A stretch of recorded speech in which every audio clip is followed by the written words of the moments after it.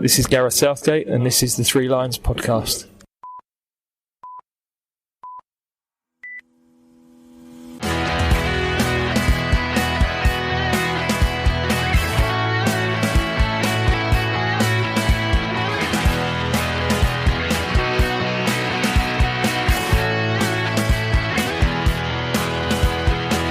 Hello and welcome to the Three Lions podcast. My name is Russell Osborne and this is an independent England football supporters podcast. How's things?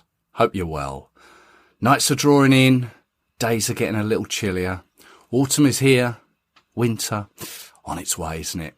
But the football continues. I hope you've enjoyed the recent episodes that have come your way.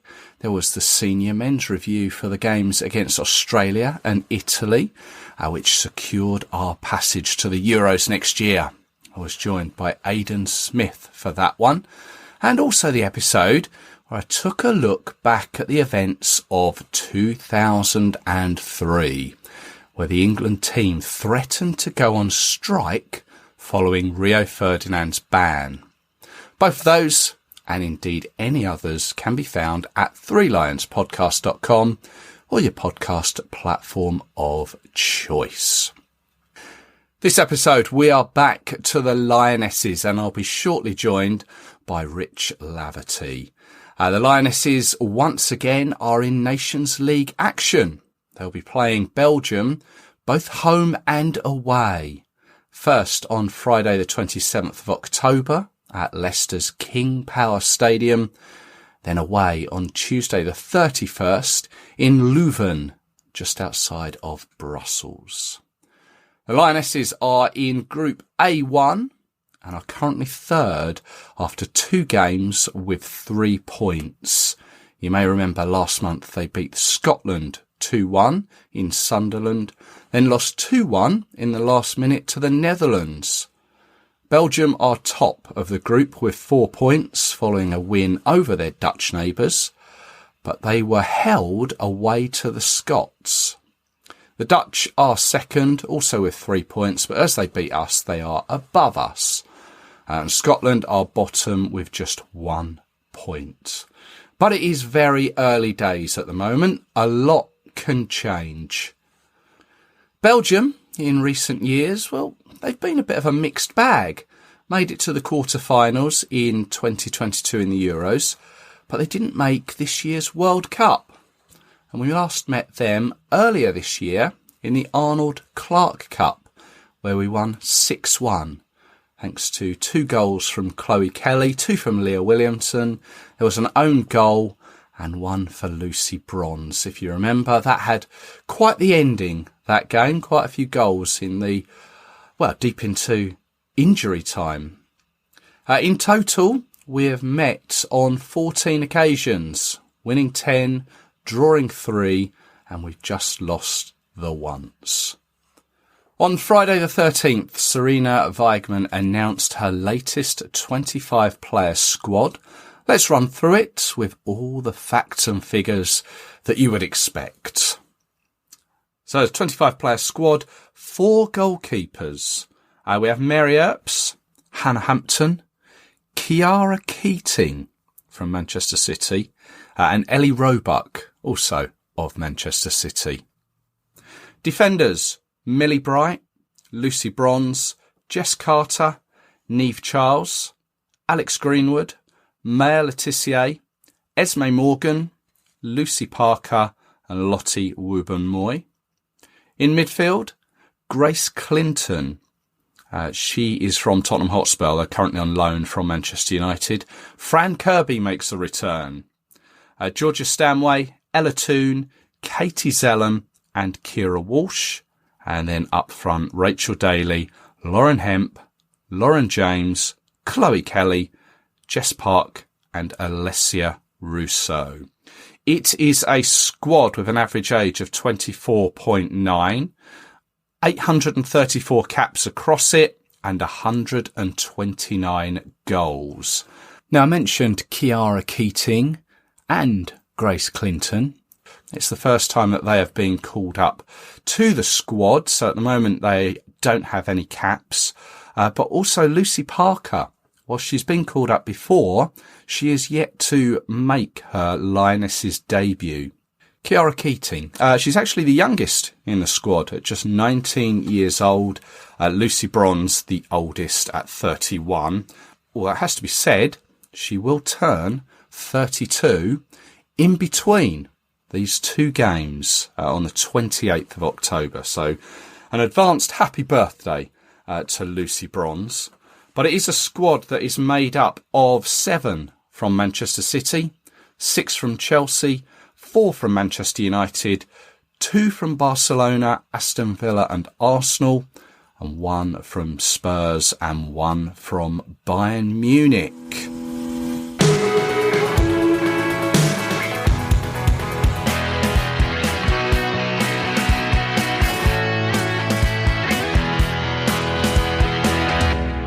Now it's my pleasure to welcome back to the Three Lions podcast, Rich Laverty. Hi, Rich. Hi, mate. You okay? Yes, very well, thank you. Very well. We are back on Nations League action. The first round took place last month in September. I've already mentioned the results from there, but England beat Scotland and then lost to a last-minute goal over in the Netherlands. What's been your reaction to the first round of the Nations League? Yeah, I mean, I said before, I'm quite a fan of it as a format in terms of the test that it gives you, and I think that was obviously proven by the fact England actually lost a game, which has obviously been rare under Serena Wiegman.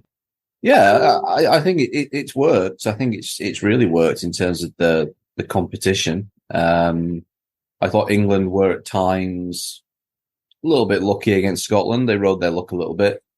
And then Netherlands, it was a weird first half. They were quite on top. And then second half, England were a lot better and pretty dominant, actually. And when they got the equaliser, I remember thinking they probably, England were probably the one that were likely to go on and win it. And then, yeah, it was just I think it was Alex Greenwood just gave the ball away in obviously the last minute and they countered and scored. And it's left it obviously a bit wide open because Belgium are top and probably not. I don't think anybody probably predicted that before the first two games. But obviously it's a chance for England now. Like they've played Belgium a lot in the last couple of years, various friendlies or qualifiers and whatnot. And obviously they played them twice in like 4 or 5 days now. So yeah, it's been good. And across the groups, like it's been competitive, in all the leagues. And yeah, I think, long may it continue because I think it's definitely better than watching England win 18-0 or something like that. So, yeah, I definitely prefer this so far. Yeah, just crossing over to those other groups quickly. France are top of their group with 2 wins from 2. Likewise, Denmark, they're top of A3 with 2 from 2.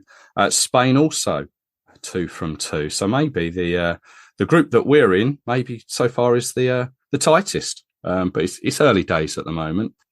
We've met Belgium fairly recently. There's the 6-1 in the Arnold Clark Cup earlier in the year. Do we take much from that going into this game?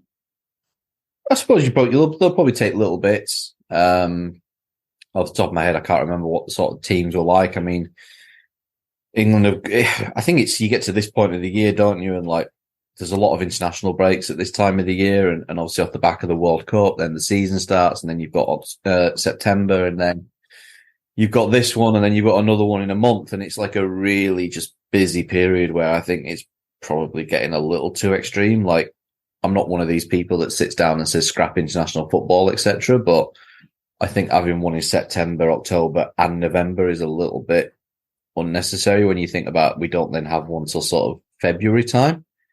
It feels a little bit imbalanced to have 3 in sort of 2 months and then nothing for like 3-4 months. So yeah, I don't know if that could be something they look at, but yeah, I think legs are obviously getting tired at this point of the year. And so yeah, it'd probably be a different kind of game. I think as well, when you play a team twice in 4 days, it's a little bit of a different test, but yeah, I mean, look, England have got the quality to beat a team like Belgium, but Belgium have been solid, and that's kind of what they've always been. Is solid if sort of unspectacular, but you've got to say fair play. They've got the results that they need. so far. And, they beat the Netherlands, which is, no mean feat. Obviously, Netherlands beat England. So, yeah, be interesting. It'd be interesting to see how much they really have come on, since the start of the year, because they were completely overrun in the Arnold Clark Cup game. But yeah, at the end of the day, they're in League A for a reason because they're ranked that highly. So yeah, it'll be an interesting test because England, I still feel, are having those sort of little issues breaking down teams sort of in a low block or teams that are quite defensively solid, which is how I think Belgium will line up. So yeah, it'd be interesting to see how that goes. And yeah, I think England will want a response. They don't like losing games. They don't lose games often. So, and they know the Nations League is really important. It acts as a qualifier for the Olympics as well now. So, yeah.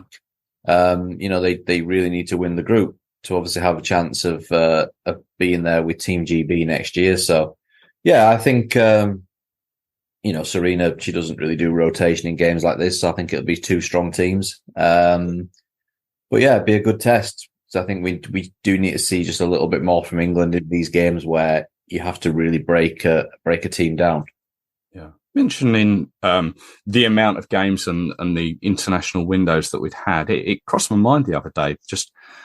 I thought to myself, actually, we've played a lot of games this year and I've totted them up. And by the end of the year, the Lionesses would have played 19 games. Obviously, 7 of those came at the World Cup.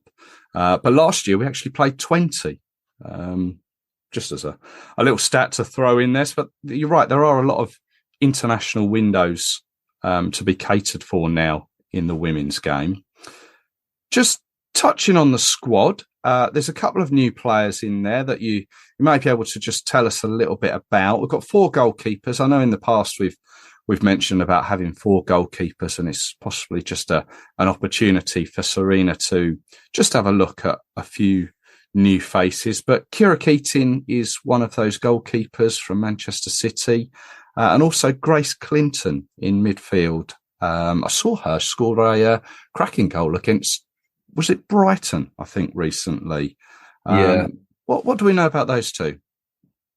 They're 2 really good young players. And I mean, Grace doesn't surprise me in the slightest, like having watched her for quite a long time when she was breaking through even at Everton as, really a youngster back then. And I remember always at Sheffield United, we always sort of wanted to get her in on loan and it never quite happened. But obviously then she went to Man United and that wasn't really a surprise either. It was just like how you manage her and obviously get her game time. And yeah, she went out on loan to Bristol last season, which kind of surprised me because I thought she was too good for the Championship at that point. And like she added a lot to their team. Obviously, they ended up getting promoted.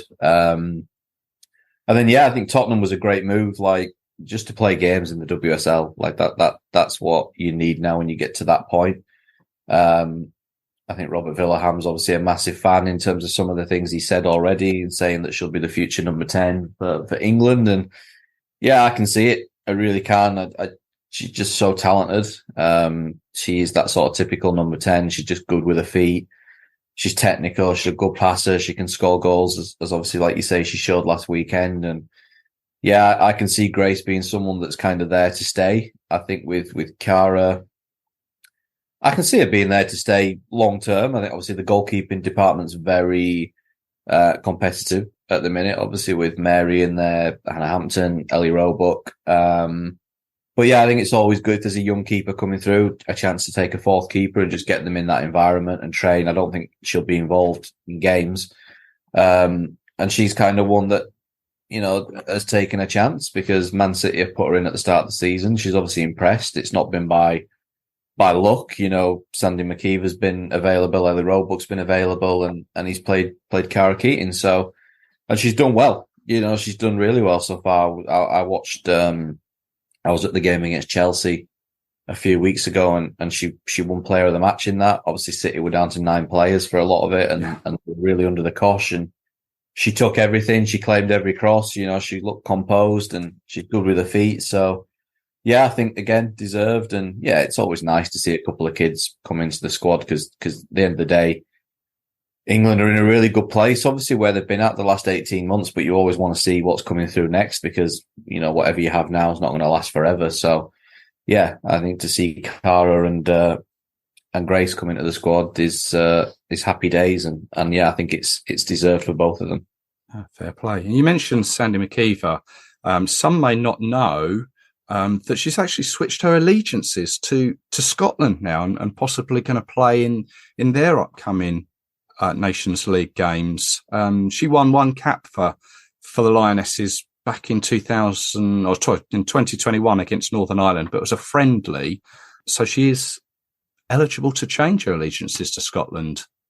Yeah, and at the end of the day, like every player, they've got their own priorities and where they feel at home and what they want to do. So, yeah, I think for Sandy, obviously, something just wasn't right with England, and whether she just felt she wasn't getting the opportunity or she wasn't happy or whatever else, that's down to her. And obviously she qualifies for Scotland. So yeah, it's a great opportunity for her because she's going to have more chance of getting involved and being in the squad regularly and playing games. And it's a talented team.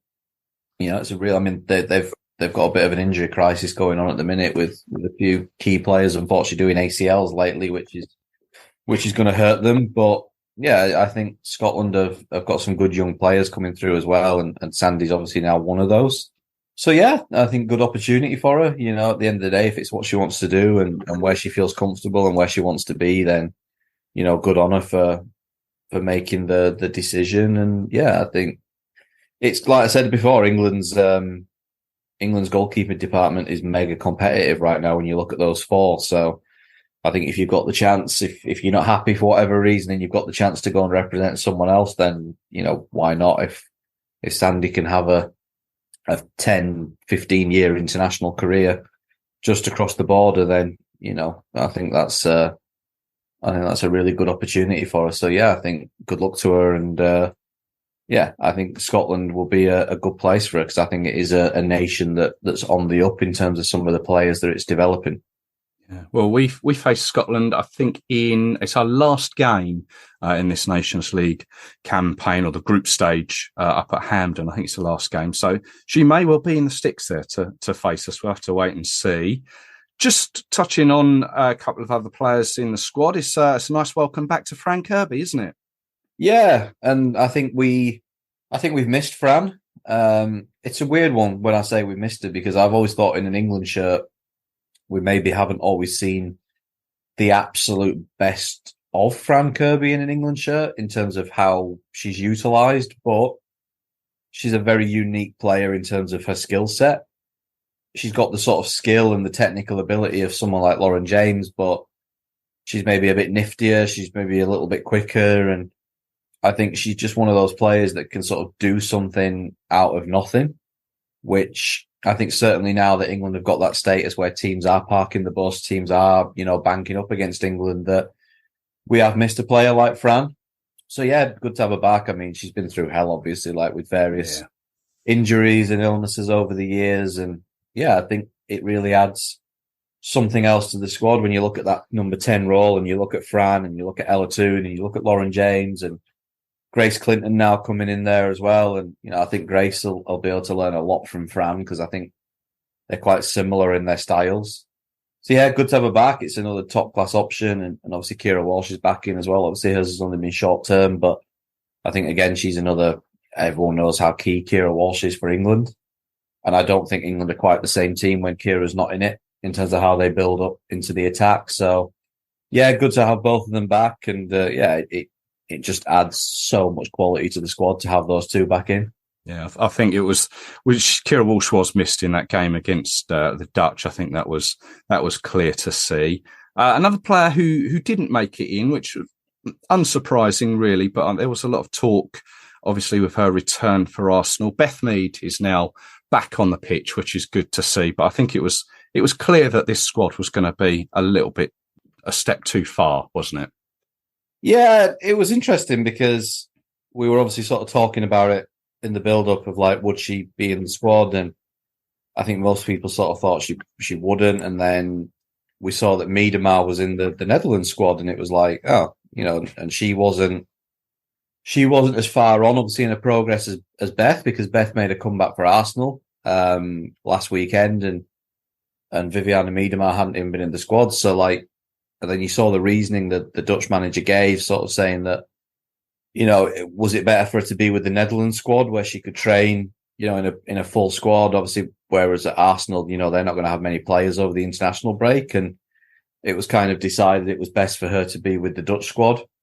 And it was kind of like, it was quite an interesting point of view. And would England do the same, where they say, well, is it better for Beth to be around a full squad of 25 players, or be at Arsenal where there might be 3 or 4 players? But yeah, I think Serena Wiegman's not the kind of head coach to just call somebody up for the sake of it. Or I think she wants the 25 players there that can win. And obviously she's decided Beth's not.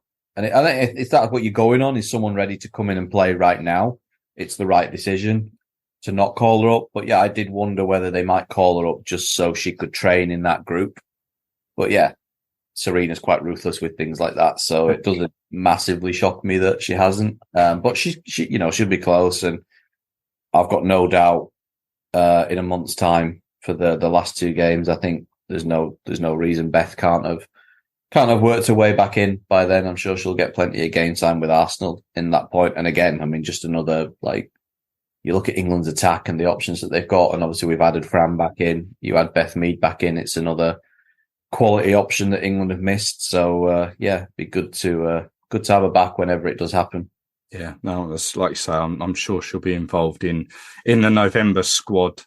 She came on for Arsenal and immediately had an impact, providing for Alessia Russo to score the winner there. So the 2 games against Belgium, home and away. The first one at Leicester, and the second one over in Leuven. Are you going to either of them? I'm not. I mean, the second one, I've got things on here. The first one I was going to try and go to, but I can't anymore. So I probably will be at the Netherlands game next month at Wembley. I don't know about Scotland yet. Again, just have to look at the sort of weekly schedule. Obviously, had a lot on recently with various bits going on. So yeah, won't be. I don't 100% know if I won't be at the home game, but I don't think I will be. But I definitely won't be at the away game just because I've got things on that week. But I'll be I'll be watching closely from home. Yeah, as we all will be, and likewise, I'll be at the Wembley game for the game against the Dutch. Are we hoping that or are we thinking that we can get 6 points out of 6 here?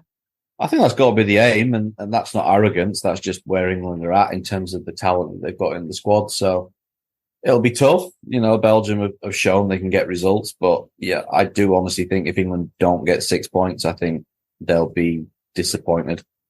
And it's needed. I think if they don't get 6 points, it's getting a little bit sort of nervy ahead of those last 2 games because they're not easy games. And that's the brilliant thing about the Nations League is none of these games are easy, but playing the Netherlands is never easy. And Scotland away up at Hampden Park, with some of the players they've got and the atmosphere I'm sure they'll create, they'll want to beat England. So yeah, I think England need to get 6 points. I think if they get 6 points, they put themselves in a good position. Into the driving seat, as they say. Rich, thank you very much, as always, for your time. You can find Rich on Twitter and, of course, his Substack page as well. Thank you very much for your time. And, yeah, let's speak again. No worries, mate. Cheers.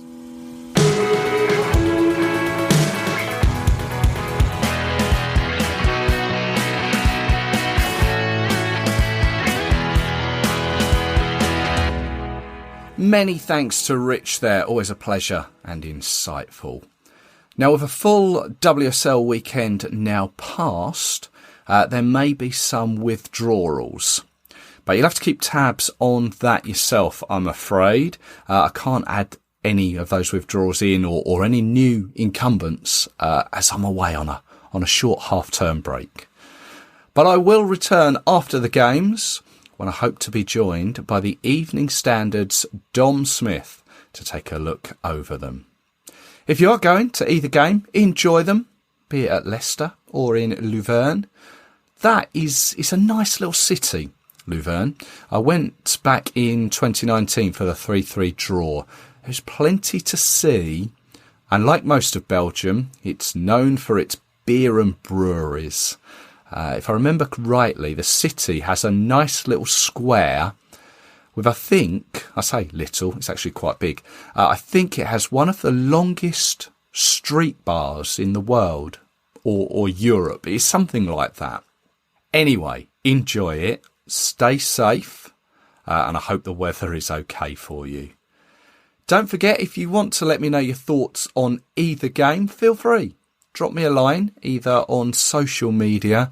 You can find the podcast there. Just search 3 Lions Podcast.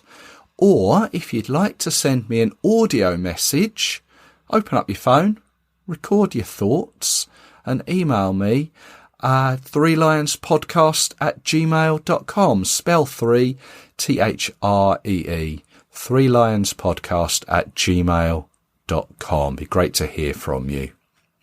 I will be back with you very soon. I hope you can join me. So until then, take care of yourselves. Cheers.